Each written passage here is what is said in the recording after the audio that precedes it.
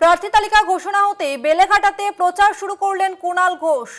গতকালই 191টি আসনে প্রার্থী তালিকা ঘোষণা করেছে শাসক দল তৃণমূল, আর এবার বেলেঘাটাতে প্রচার শুরু করলেন কুণাল ঘোষ।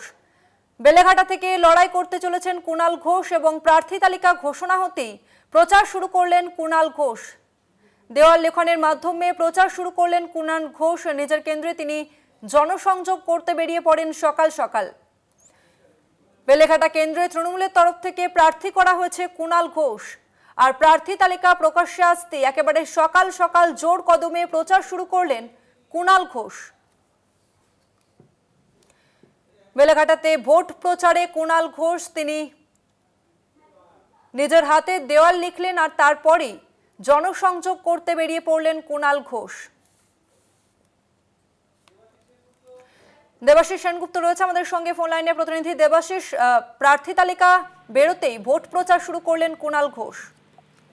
দেখো, একদমই তাই। যা চিত্র আমাদের কাছে উঠে আসে সেটা সকালবেলায় কিন্তু আজকে কুণাল ঘোষ তৃণমূল কংগ্রেসের মুখপাত্র, তিনি এবার বেলেঘাটা বিধানসভা কেন্দ্র থেকে প্রতিদ্বন্দ্বিতা করছেন এবং সেখানে তিনি সকাল থেকে কিন্তু গতকাল তৃণমূল কংগ্রেসের নাম ঘোষণা হওয়ার পরে কিন্তু আজই কিন্তু সকালবেলায় তিনি কিন্তু প্রচারে নেমে পড়েছেন এবং সেই প্রচারে তিনি সকালবেলায় কিন্তু দেওয়াল লিখন রাজা দীনেন্দ্র স্ট্রিটে সেই দেওয়াল লেখন তিনি করেছেন এবং এবং তারপরে তিনি কিন্তু মিছিল তিনি করবেন, সেটা কিন্তু ওই 28 নম্বর ওয়ার্ডে এবং ইতিমধ্যেই কিন্তু সেই প্রচার তিনি শুরু করে দিয়েছেন। অর্থাৎ মানুষের কাছে তিনি যাচ্ছেন।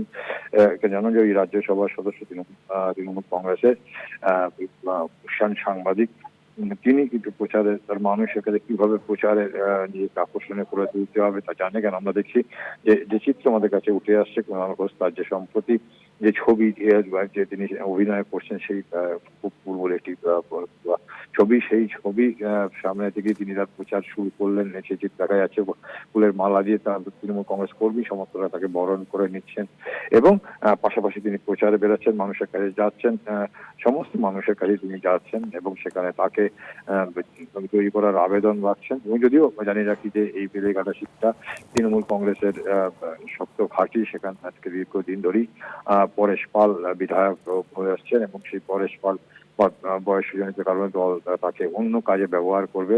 আর ঠিক সেই জায়গায় তৃণমূল কংগ্রেসের এই মুখপাত্র কুণাল ঘোষকে সেখানে কিন্তু দায়িত্ব দিয়েছে দল বিধানসভা নির্বাচনে সেখান থেকে প্রতিদ্বন্দ্বিতা করার জন্য। কুণাল ঘোষ কিন্তু তার ধন্যবাদ দেবাশিস দা।